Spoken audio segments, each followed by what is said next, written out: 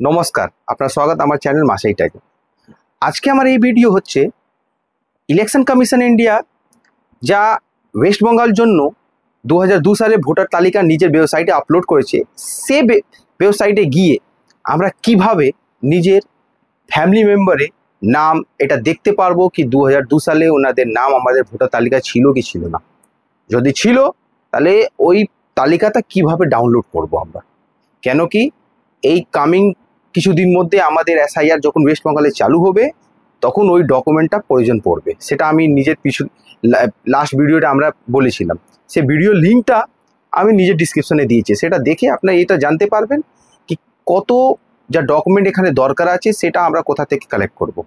তাই আজকে সময় ওয়েস্ট না করে আমরা একদম ডাইরেক্ট ভিডিওতে চলে যাচ্ছি এই দেখার জন্য কি কীভাবে আমরা এই ভোটার তালিকাটা ডাউনলোড করব। দেখুন, আমরা নিজের মোবাইল ফোনে ক্রোম ব্রাউজারে যাব, এখানে সার্চ অপশানে আমরা টাইপ করব সিইও ওয়েস্ট বেঙ্গল।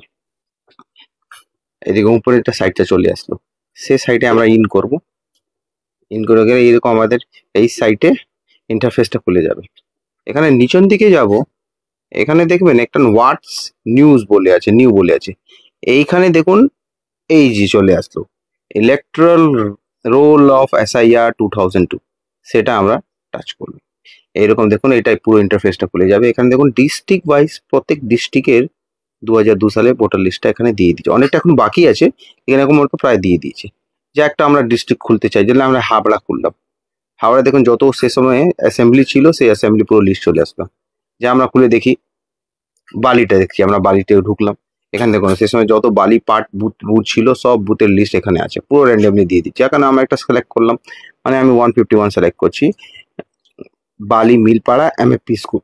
এখানে দেখো ফাইনাল রোলকে আমি টাচ করবো, করলেই দেখুন এখানে একটা ক্যাপচার চাইবে আমাদেরকে ওখানে ক্যাপচারটা পুট করে দিতে হবে।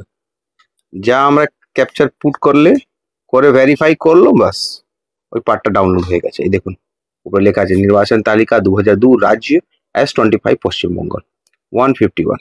এখানে দেখুন পুরো অ্যাড্রেস, আগে সিরিয়াল নম্বর, তারপরে অ্যাড্রেস আছে, তারপরে নাম আছে, তারপরে বাবা মা স্বামী নাম আছে, তার পুরুষ মহিলা বয়স, তারপর লাস্টের দিকে তুমি ইপিক নম্বর আছে।